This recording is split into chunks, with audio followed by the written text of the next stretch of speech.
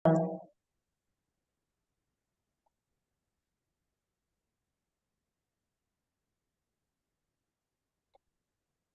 Assalamualaikum warahmatullahi wabarakatuh.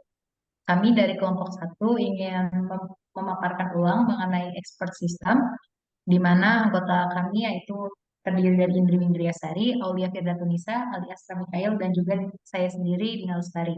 Untuk mengawali presentasi kami, akan dipaparkan oleh Indri Mindriasari mengenai overview pengenalan expert system. Untuk Indri, saya persilakan waktu dan tempatnya untuk. Oke, baik. Terima kasih Indri. kepada moderator yang telah mempersilahkan saya untuk memaparkan mengenai overview dari expert system atau sistem pakar. Nah, sistem pakar ini merupakan sistem komputer yang meniru kemampuan pengambilan keputusan dari seorang pakar, di mana pakarnya ini adalah seorang manusia. Di sini dapat dilihat bahwa ada human expert dan ada knowledge engineer serta ada eh, non-expert di sini sebagai usernya, sebagai pengguna dari expert sistemnya ini. Jadi di sini ada tiga peran utama, yaitu ada pakar atau human expert atau ahli. Di sini tuh si pakar itu menyediakan pengetahuan khusus di dalam suatu bidang tertentu. Jadi bidangnya itu bukan hanya eh, terfokus dalam bidang yang general, biasanya bidangnya itu terfokus dalam bidang tertentu. Dalam hal ini kita nantinya akan ada demo aplikasi tentang bidang kesehatan. Nah, di sini juga ada knowledge engineer, di mana knowledge engineer ini berfungsi untuk mengumpulkan pengetahuan dari pakar ini dan mengkodekannya ke dalam sistem. Jadi ada dua tipe expert system sebenarnya. Ada yang langsung oleh human expertnya yang diinputkan kepada si sistem, dan ada yang diinputkan oleh knowledge engineer ini. Untuk selanjutnya ini ada pengguna akhir, di mana ini itu adalah orang user akhir, end user, sebagai orang yang memerlukan solusi ataupun saran dari aplikasi yang kita gunakan.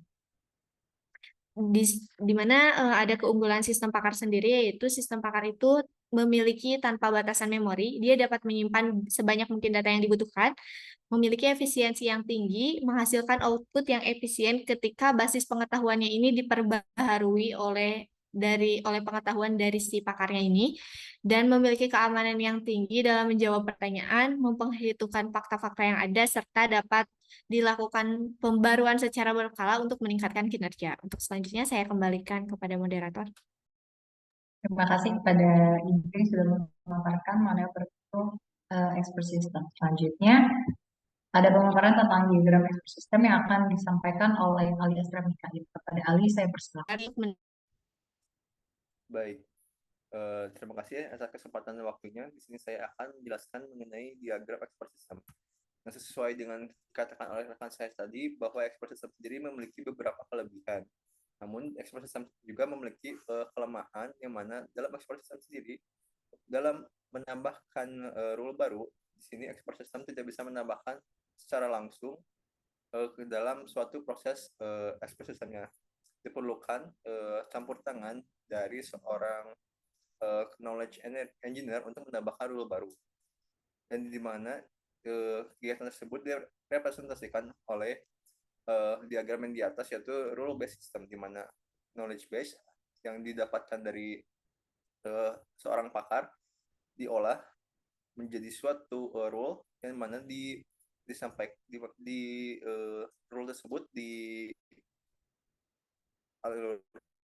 ke rule interface engineer, dan di sana dapat membuat suatu rekomendasi atau membuat suatu saran kepada penggunanya. Nah, namun di bagian diagram yang bawah, yaitu case based system, dilakukan pengembangan, di mana di sana pada bagian case retrieve di sini, jika ada suatu rule baru atau base knowledge baru, knowledge tersebut akan diolah melalui cache memory terlebih dahulu, dan juga akan diadaptasi melalui cache adapt, dan lalu di-return lagi ke cache memory, lalu melalui cache retrieve lagi, dan lalu akan diberikan rekomendasi baru sesuai dengan rule atau saran terbarunya. Jadi tidak perlu menambahkan secara manual lagi melalui knowledge engineer. Jadi sistem sudah bisa menambahkan rule baru sesuai dengan peruntukannya begitu. Sekian penjelasan saya mengenai diagram expert system. Saya kembalikan kepada moderator. Baik, terima kasih kepada Ali yang sudah memaparkan mengenai expert system. Selanjutnya, ada pemaparan mengenai contoh aplikasi expert system yang akan dipaparkan oleh rekan saya, Aulia Firdausya. Kepada Al, saya persilakan. Baik, terima kasih atas kesempatannya. Pada penemuan kali ini, kami menggunakan aplikasi AI Care. AI Care adalah sebuah platform kesehatan digital yang dirancang untuk membantu pengguna dalam mengelola kesehatan mereka. Layanan dalam aplikasi ini seperti diagnosa awal, saran perawatan, manajemen kesehatan pribadi, serta pengingat obat. Penerapan sistem pakar pada aplikasi ini ialah pada layanan diagnosa awal. Nah, untuk prosesnya, pengguna memasukkan gejala yang mereka alami melalui antarmuka aplikasi. Ini contohnya pengguna mengalami diare, memasukkan gejala-gejala diare. Di sini ada kemudian sistem pakar membandingkan gejala-gejala ini dengan basis pengetahuan yang berisi informasi tentang berbagai penyakit. Kemudian, mesin inferensi menggunakan aturan untuk mengidentifikasi kemungkinan penyakit berdasarkan gejala yang dilaporkan. Nah, yang terakhir, sistem memberikan rekomendasi awal tentang kemungkinan diagnosa dan menyarankan langkah selanjutnya, seperti berkonsultasi dengan dokter. Nah, pada kasus ini, pasien direkomendasikan untuk pergi ke rumah sakit.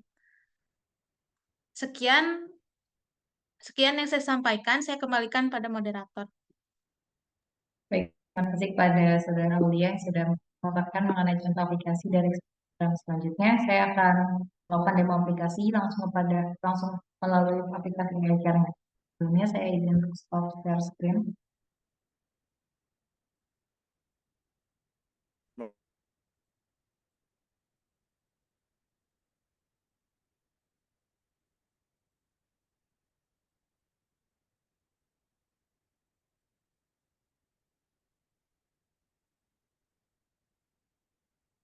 Oh, iya.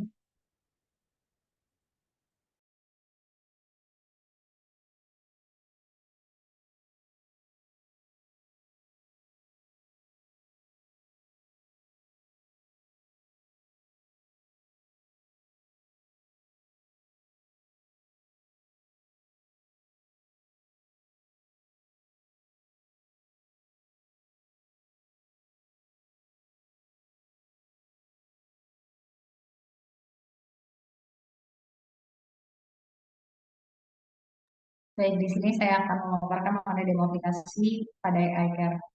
Tadi expert sistem yang ada pada aplikasi AI Care itu terdapat pada fitur periksa gejala mandiri. Di sini kita bisa memilih role yang kita inginkan. Di sini saya memilih untuk di sini terdapat informasi atau variabel mengenai kategori pengguna, yaitu ada jenis kelamin dan juga umur. Di sini saya memilih role Dina Lestari. Lalu kita bisa cek di sini untuk menyetujui sebenarnya mengenai informasi yang akan diberikan, persetujuan user. Terus di sini kita bisa eh, mengisikan gejala yang kita rasakan. Misalnya batuk. Lalu berikutnya kita bisa memilih batuk yang dirasakan itu seperti apa. Misalnya ini. Untuk selanjutnya itu, seperti yang tadi sudah dijelaskan oleh rekan saya, di sini sudah ada pilihan-pilihan yang mungkin banyak pilihan yang sudah disediakan oleh AI Care tersendiri, di mana bentuk informasinya itu sudah divalidasi oleh human expert. Misalkan di sini adalah tenaga medis seperti dokter.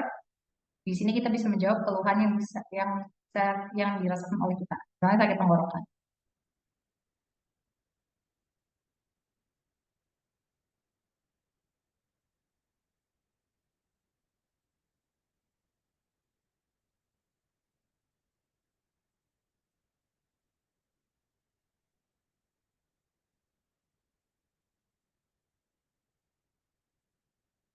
ketika kita sudah memilih berbagai opsi yang sudah disediakan, lalu kita dimunculkan kemungkinan diagnosa.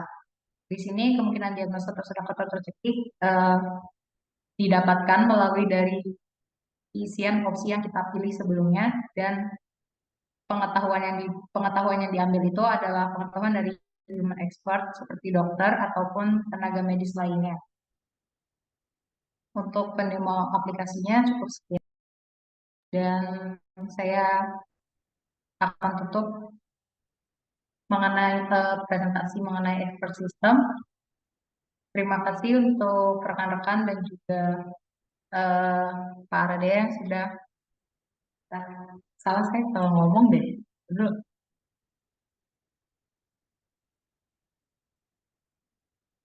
Baik, cukup sekian presentasi dari kelompok 1 mengenai expert system dengan contoh aplikasi yaitu AI Care. Mohon maaf bila ada kesalahan kata ataupun pengetahuan dan juga penalaran yang telah kami sampaikan. Wassalamualaikum warahmatullahi wabarakatuh.